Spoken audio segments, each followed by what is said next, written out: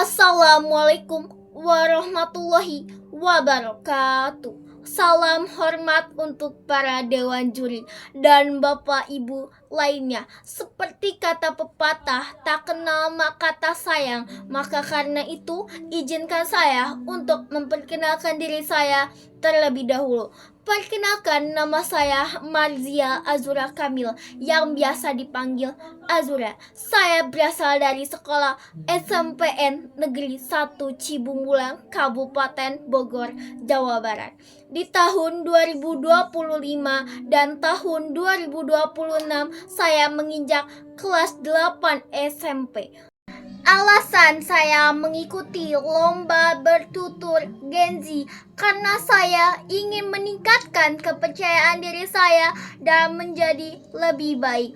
Nah, sebelum saya memulainya, izinkan saya pantun terlebih dahulu. Langit cerah, tanda hari baru. Angin berhembus membawa sejuk. Dengan semangat dan niat yang teguh, izinkan saya mengulas buku. Nah, di sini saya memiliki dua buku yang berjudul Tuhan Ada di Hatimu dan yang kedua berjudul Bumi. Saya akan membahas buku Tuhan Ada di Hatimu terlebih dahulu. Buku Tuhan Ada di Hatimu diterbitkan oleh Naura, karya dari Hussein Zafar Al-Haddad. Buku ini memiliki 208 halaman. Ini diambil dari kisah nyata. Buku ini mengajarkan kita sejatinya menghadap kemanapun kita akan tetap melihat kebesaran Allah Subhanahu wa Ta'ala yang membuat kita menyebut namanya bukan hanya di Ka'bah tapi juga di gubuk-gubuk orang miskin. Kupikir akhir-akhir ini hijrah menjadi sesuatu yang populer di masyarakat Indonesia, bukan?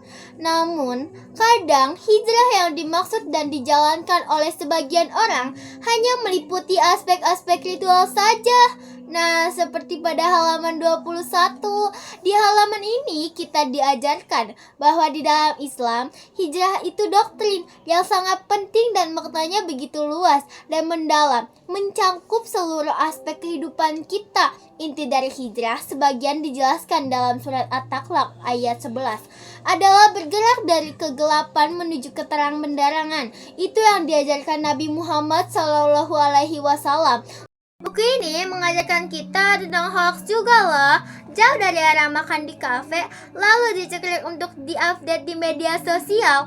Hoax telah menyerang agama Islam dan menggerogoti sendi-sendi keberagamaan hingga umat Islam hanya dalam sederajat silang pendapat hingga konflik atas nama Islam. Sering sekali kita bertengkar atas nama keyakinan, subjektivitas dan palsu, bukan kebenaran objektivitas dan nyata. Misalnya, sempat populer sebagian umat Islam meyakini bumi datar dengan berbasis pada paradigma dan pendekatan hayatisasi, mencocok-cocokkan ayat Al-Quran dengan pseudo sains. Hal ini membawa persepsi lama bahwa seolah-olah agama Islam dan sains bertentangan.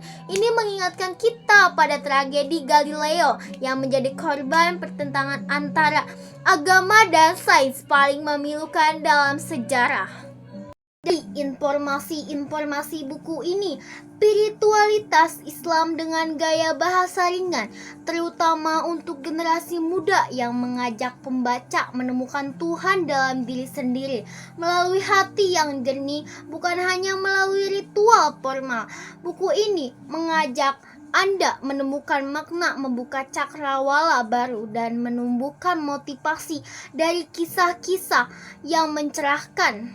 Ya, tadi aku bilang kan ke kalian kalau misalnya aku mau bahas dua buku. Yang pertama judulnya Tuhan Ada di Hatimu kan. Yang kedua apa ya? Ada yang masih ingat gak?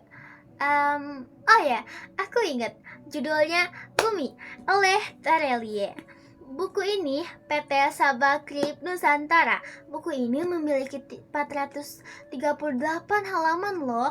Buku ini sangat cocok untuk anak-anak Gen Z ataupun lainnya karena buku ini mendapat banyak apresiasi positif karena alur ceritanya yang menarik dan imajinatif, terutama bagi penggemar genre fantasi dan petualangan.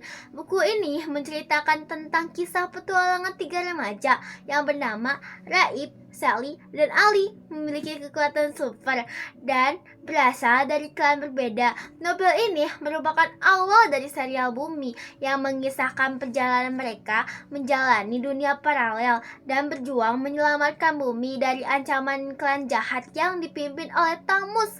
Mereka terseret ke dunia paralel melalui sebuah buku misterius. Novel yang berjudul Bumi sangat menarik, menceritakan seseorang gadis yang memiliki petualangan hidup yang menyenangkan dan menantang.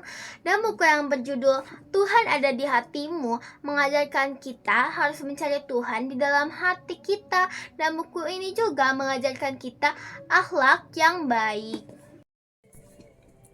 Buku Tuhan Ada di Hatimu cocok untuk Gen Z karena menyentuh isu yang dekat dengan Gen Z seperti mencari jati diri, overthinking, eksistensi diri, dan hubungan dengan Tuhan di tengah digital. Intinya, buku ini mengajak Gen Z untuk tetap dekat dengan Tuhan tanpa harus meninggalkan gaya modern.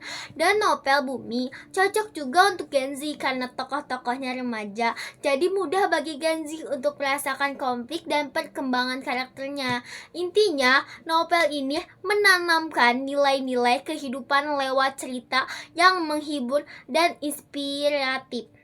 Kalian mau tahu nggak cara aku untuk tetap membaca buku di era digital seperti ini?